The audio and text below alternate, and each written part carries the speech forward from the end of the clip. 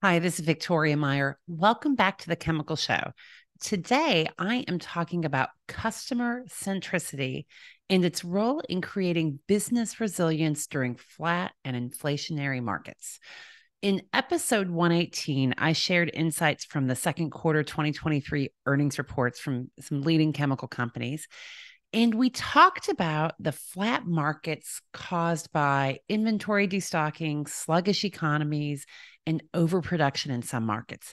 And I highlighted in that episode three approaches that companies are taking to create business resilience in these markets. Those three approaches are commercial discipline, customer centricity, and diversifications of markets and customers. So I am using 3 Thursday episodes to unpack each of those items. Last week, episode 120, I tackled commercial discipline. If you haven't listened to it, go back and do so. You're going to enjoy it. This week, episode 122 is all about customer centricity. And then finally, next week, episode 124 is going to be about diversification. So stay tuned.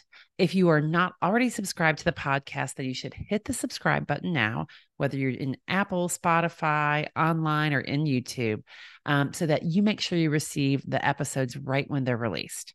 We will also be tackling some of these topics at our upcoming The Chemical Summit on October 24th and 25th in the Woodlands. There's a panel discussion specific to customer value and customer centricity with leaders from LyondellBasell, Palmer Holland, and SI Group. It is going to be great. I'm so looking forward to it because the leaders that we've got coming have some really excellent insights and stories to share. So you don't want to miss it. Head on over to thechemicalsummit.com to register and reserve your spot. Okay, customer centricity. What is it? Customer centricity is often confused with customer service, and it aligns with customer experience. The reality is there is not one common definition. Gartner says customer centricity demands that the customer is the focal point of all decisions related to delivering products, services, and experiences to create customer satisfaction, loyalty, and advocacy. Oh, that's a long definition. I actually like to tighten this up because the reality is this is not about all customers, or rather, all customers are not created equal. And in fact, Wharton professor Peter Faber, who wrote a book called Customer Centricity, I'll link to it in the show notes. What he says is customer centricity is about focusing on the right customers to create strategic value. As I like to say, you can't be everything to everyone, right? So companies that try to be everything to everyone, it is a slow and painful, maybe not a death, but certainly not reaching the standards of business performance and business resilience you want, right? So you have to be able to say, no, you can't be everything to everyone.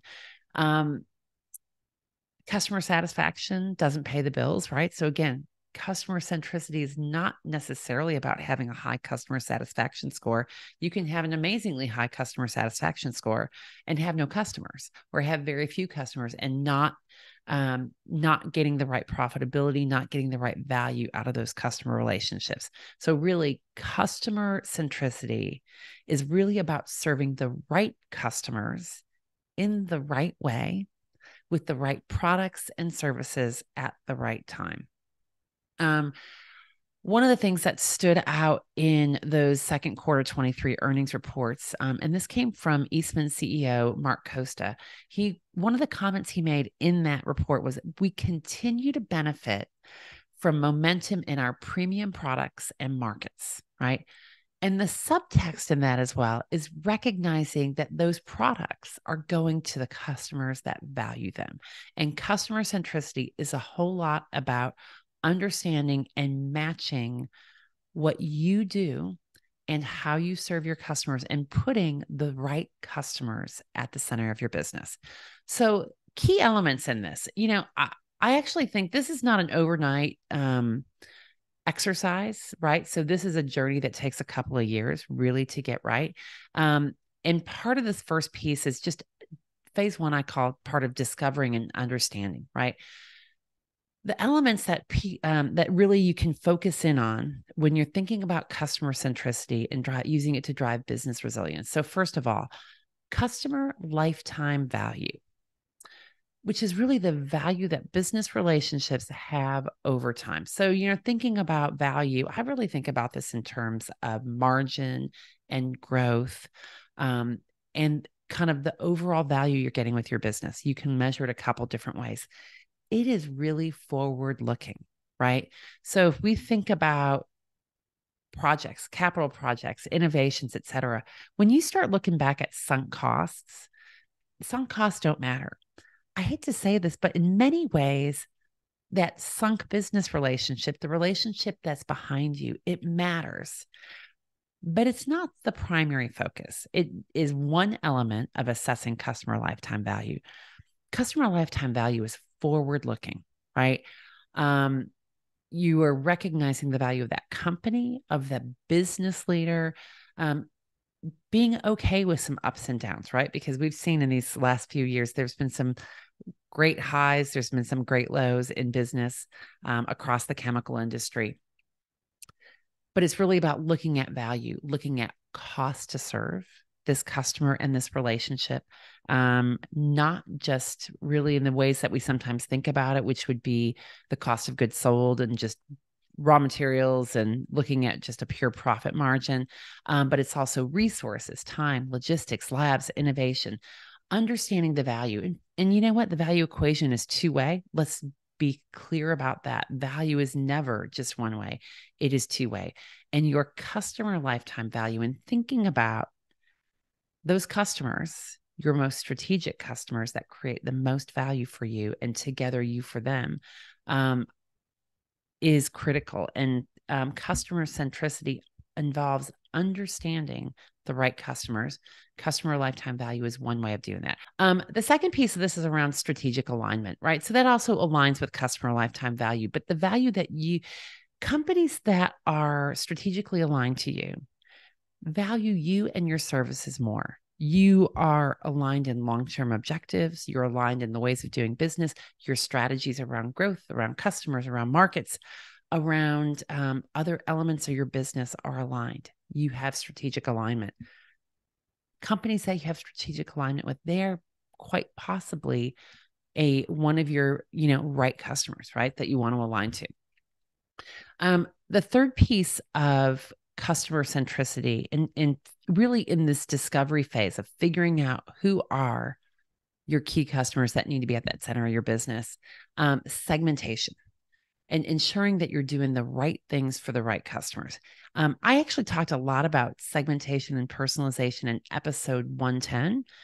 If you haven't listened, go back and listen. We'll also link it to the show notes, but segmentation is critical because when you're using customer centricity and driving your business to creating a higher level of customer experience, a higher level of customer value, you need to know which segments of your customers are you achieving that with and are achieving that with you. And then the fourth thing really, it ties in with employee buy-in. And I've lumped this here in my phase one discovery. And the reality is this becomes part of your design and definition. Once you understand, right, customer lifetime value, strategic alignment, your segmentation, you're able to take the next step and say, okay, now what? Who are the right customers that we need to put at the center of our business that drive the greatest strategic value? And again, I think of it like a bullseye target. You're not necessarily getting rid of customers, but you are understanding the most valuable premium customers, greatest customer lifetime value, and ensuring that you are serving them appropriately. When you think about your next tier of customers, you might be serving them a little bit differently, right? So driving customer satisfaction, doing the right things for the right customers, being customer centric and putting your customers at the center of your business processes, your customer activities, but also prioritizing them, right? I'm going to go back to what Mark Costa said, Eastman CEO Mark Costa said, which is around we continue to benefit from momentum in our premium products and markets. Customer centricity is key. I've heard this from a number of leaders. We've seen this in some of the second quarter earning reports that I broke down a couple of weeks ago in episode 118 in terms of how do we drive long-term business resilience. Customer centricity is one of those key levers that we have to exercise.